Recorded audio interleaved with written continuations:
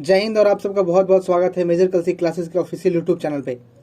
सो aspirants, जैसा कि आपको पता है सीडीएस सेकंड 2023 एग्जाम का नोटिफिकेशन आउट हो चुका है और इसकी एप्लीकेशन फॉर्म फिलिंग भी शुरू हो चुकी है। पर एप्लीकेशन फॉर्म फिलिंग के दौरान बहुत सी ऐसी चीज़ें होती है जिनका आपको ध्यान रखना होता है, अदरवाइज आपका एप्लीकेशन फॉर्म फिलिंग प्रोसेस में कहीं ना कहीं गलती हो सकती है जिसका खामियाजा आपको फ्यूचर में भुगतना पड़ सकता है। तो इन तमाम तरह की दिक्कतों से बचने के लिए आज हम आपके लिए CDS second 2023 application form filling के पूरे प्रोसेस को लाए हैं। इस वीडियो में मैं आपको बताऊंगा कि यूपीएससी सीडीएस सेकंड 2023 का फॉर्म फिल कैसे करना है, जिससे आप एक एक स्टेप को फॉलो करते हुए अपना एप्लीकेशन फॉर्म फिलअप कर सकते हैं। अगर आप इंटरनेट कैफे के जरिए फॉर्म फिलिंग कर रहे हैं तो इस बात का ध्यान रखिए कि फॉर्म फिल करने के दौरान किसी भी तरह की कोई गलती ना हो। तो चलिए आगे बढ़ते हैं और इस वीडियो में सीडीएस सेकंड 2023 के एप्लीकेशन फॉर्म फिल करने के पूरे प्रोसेस को समझते हैं। सीडीएस सेकंड 2023 की नोटिफिकेशन को सौरभ सर ने आपके साथ कल ही डिस्कस कर लिया था एक वीडियो में। आज इस वीडियो में हम एप्लीकेशन फॉर्म फिल करने के पूरे प्रोसेस को समझेंगे। So let's start. सबसे पहले हम आएंगे यूपीएससी की ऑफिशियल वेबसाइट यानी upsc.gov.in पे। यहाँ पे आपको व्हाट्स न्यू सेक्शन में सीडीएस सेकंड एग्जामिनेशन का नोटिफिकेशन दिख जाएगा। आप जब आएंगे व्हाट्स न्यू सेक्शन में तो यहाँ पे आपको नीचे कुछ नोटिफिकेशन के बाद यहाँ पे आपको भी दिख जाएगा सीडीएस सेकंड एग्जामिनेशन का नोटिफिकेशन। ये देखिए, exam notification combined defence services examination second 2023। इस पे क्लिक करने के साथ ही हम पहुंच जाएंगे अगले पेज पे, जहां पे आपके सामने एक ऐसा बॉक्स ओपन हो रहा है जिसमें डॉक्यूमेंट्स और link click here to apply दे रहा है। डॉक्यूमेंट्स में आपके सामने ये पूरा नोटिफिकेशन ओपन हो जाएगा सीडीएस के एग्जाम से रिलेटेड। ये नोटिफिकेशन को डिटेल में सौरभ सर ने आपके साथ डिस्कस कर दिया है और इससे रिलेटेड और भी अदर वीडियोज हम आपके लिए अपने चैनल पर लाते रहेंगे। बहरहाल आज इस वीडियो में हम एप्लीकेशन फॉर्म फिलिंग के प्रोसेस को देखते हैं। लिंक में क्लिक हियर टू अप्लाई करने पे आप एप्लीकेशन फॉर्म फिल करने के लिए आगे बढ़ेंगे, जहां पे आपको ओटीआर की सर्विस मिलेगी। यूपीएससी ने ओटीआर की सर्विस लागू की थी जिससे कैंडिडेट्स का फॉर्म फिलिंग के दौरान टाइम न किल हो और एक बार ही डिटेल देने के बाद आप फ्यूचर में सभी फॉर्म को फिल कर सकते हैं। तो जिन कैंडिडेट्स ने ओटीआर के लिए रजिस्टर ऑलरेडी कर रखा है उन्हें ये रजिस्ट्रेशन करने की जरूरत नहीं है। आप डायरेक्टली ईमेल आईडी के जरिए फिर ओटीपी पासवर्ड इंटर करके वेरिफिकेशन कोड करके लॉगिन कर सकते हैं, या फिर आप मोबाइल के जरिए भी लॉगिन कर सकते हैं, या फिर आप अपनी ओटीआर आईडी पासवर्ड और कैप्चा कोड फिल करके लॉगिन करके आप आगे बढ़ सकते हैं। वहीं अगर जो कैंडिडेट्स ने अब तक रजिस्ट्रेशन नहीं किया है उन्हें न्यू रजिस्ट्रेशन पे जाना है। न्यू रजिस्ट्रेशन में क्लिक करने के साथ ही आपको अपना यहाँ पे रजिस्ट्रेशन कंप्लीट करना है। यहाँ पे आपका नाम क्लास 10th के मैट्रिकुलेशन सर्टिफिकेट के अनुसार क्या था वो देना है, अपना नाम वेरीफाई करना है। यहाँ पे आपसे पूछा गया है क्या आपने कभी नाम बदला है, जेंडर क्या है आपका, जेंडर वेरीफाई करना है, डेट ऑफ बर्थ फिल करके उससे वेरीफाई करना है, आपके पिताजी का नाम फिल करके उससे वेरीफाई करना है, मदर्स नेम वेरीफाई करना है, आप माइनॉरिटी स्टेटस में आते हैं या नहीं ये आपको देना है, मोबाइल नंबर आपको अपना फिल करना है और एक अल्टरनेट मोबाइल नंबर भी देना है। साथ ही साथ आपको यहाँ पर अपना ईमेल आईडी और एक अल्टरनेट ईमेल आईडी भी देना है।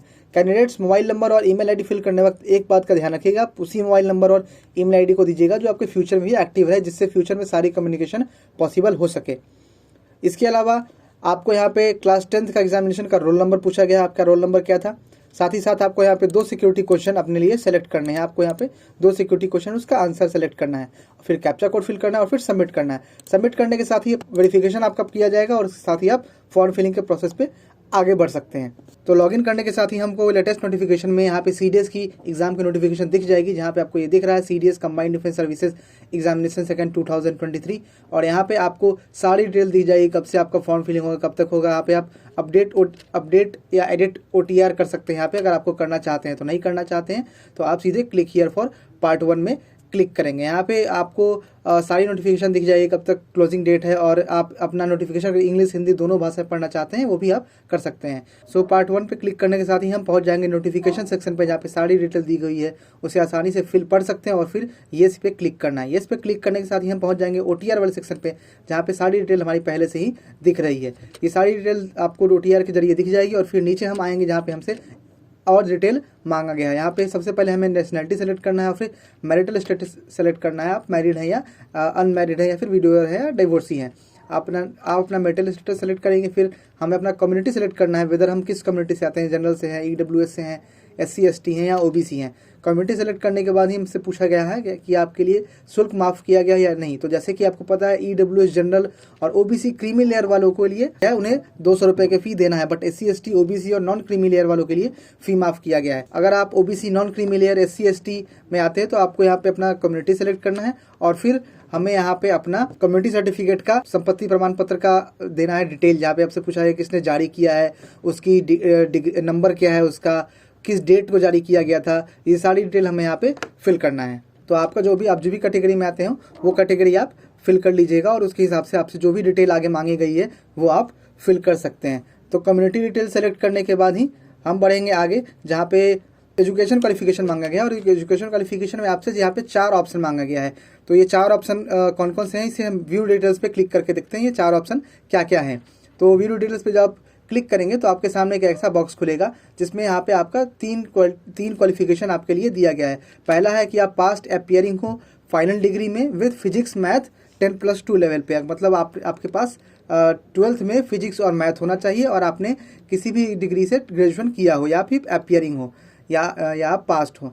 दूसरा ऑप्शन है आपके लिए कि आपने इंजीनियरिंग डिग्री हासिल की हो।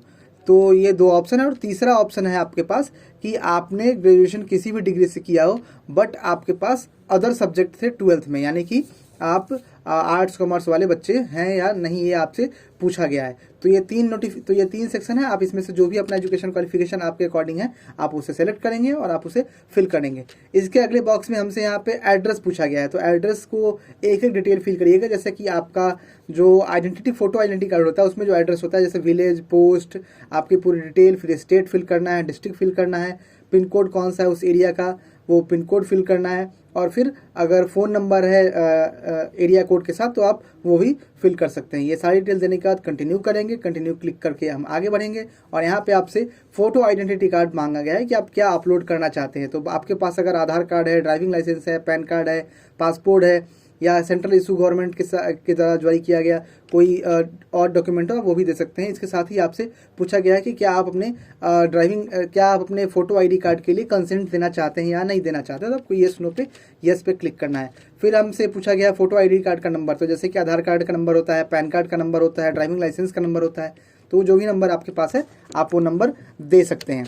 इसके अलावा हमसे पूछा गया confirm photo identity card number, तो नंबर भी आपको दोबारा फिल करके कंफर्म करना है, यानी कि वेरीफाई करना है। फिर आपसे पूछा गया है कि क्या आप DGCA के द्वारा कॉमर्शियल पायलट लाइसेंस को आप जारी रखते हैं, यानी कि आपके पास DGCA के द्वारा कॉमर्शियल पायलट लाइसेंस का सर्टिफिकेट है या नहीं। तो अगर येस आपके पास है तो येस करिए, नो है तो नो करिए। इसके बाद हम चलेंगे आगे के सेक्शन पे जहाँ पे हमसे पूछा गया है कि प्रेफरेंस क्या आप देना चाहते हैं, यानी कि आपको पता है इसमें 4 ऑप्शन रहता है, IMA, INA, AFA और OTA। तो आपको जो भी प्रेफरेंस आप चुनना चाहते हैं अपने स्वेच्छा के अनुसार आप अपनी प्रेफरेंस चुन सकते हैं। जैसे मैं अपनी प्रेफरेंस चुन रहा IMA 1 पे, INA 2, AFA 3 और OTA 4। इसके बाद आपसे पूछा गया है कि क्या आप एक NCC कैंडिडेट रह चुके हैं आर्मी, नेवी या एयरफोर्स विंग से। तो अगर आप हैं तो आप येस पे क्लिक करिए, नहीं है तो आप नो पे क्लिक करिए। अगर आपने NCC सर्टिफिकेट किया है, जिस विंग से किया है, आर्मी, नेवी, एयरफोर्स, आप वहाँ पर वो विंग ही सेलेक्ट कर सकते हैं। फिर आपसे पूछा गया है कि आप सेना बल में कार्यरत हैं, तो येस पे तो येस करिए, नो है तो नो पे क्लिक करिए। और आपसे पूछा गया कि आप किसी सैनिक स्कूल या मिलिट्री स्कूल से संबंध रखते हैं, तो अगर आप वहाँ पढ़ चुके हैं तो आप वहाँ पे येस कर सकते हैं। अगर आप नहीं पढ़े हैं तो आप वहाँ पे नो कर सकते हो। फिर हम कंटिन्यू करके आगे बढ़ेंगे। कंटिन्यू करके आगे बढ़ने पे यहाँ पे आपकी डिटेल आ गई है। देखिए पूछा गया है कि आप क्या इस डिटेल से सहमत हैं। अगर आप कुछ सुधार करना चाहते हैं तो आप अपडेट बटन पे क्लिक करके सुधार कर सकते हैं, अदरवाइज आप आगे बढ़ सकते हैं। और आगे बढ़ के हम कैप्चा कोड फिल करेंगे। कैप्चा कोड फिल करने के बाद मैं एग्री हूँ यानी मैं सहमत हूँ पे क्लिक करेंगे। क्लिक करने के साथ ही हम पहुँच जाएंगे अगले डिटेल पे, जहाँ पे आपके पास पार्ट 1 की रजिस्ट्रेशन कंप्लीट हो चुकी है। यहाँ पे आपका registration number, name, father's name, mother's name, date of birth और एड्रेस आ चुका है। और यहाँ पे आपको लिखा हुआ दिख रहा है you have completed the part 1 registration. तो ये पार्ट 1 रजिस्ट्रेशन हम कंप्लीट कर चुके हैं और हम आगे बढ़ेंगे अब पार्ट 2 के लिए। तो ये लेटेस्ट नोटिफिकेशन सेक्शन हमें यहाँ दिख रहा है, इस पर क्लिक करके हम पार्ट 2 के लिए आगे बढ़ेंगे। और इस पर जैसे ही हम क्लिक करेंगे हम पहुँच जाएंगे अपने डैशबोर्ड वाले सेक्शन पे, जहाँ पे आपको यहाँ दिख रहा है ग्रीन में आपका पार्ट 1 हो चुका है, यानी कि आपका पार्ट 1 कंप्लीट हो चुका है। और अब हम आगे बढ़ेंगे पार्ट 2 के लिए। पार्ट 2 में सबसे पहले हमें अपना फोटो, साइन और फोटो आईडी कार्ड अपलोड करना है।